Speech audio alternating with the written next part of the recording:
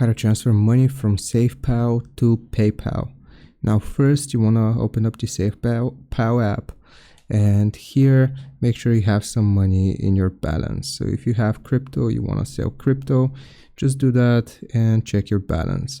Afterwards we will go into the bank tab. Now from here you should see this: open your crypto bank account. You can open a Swiss bank account for free with no manageable fees.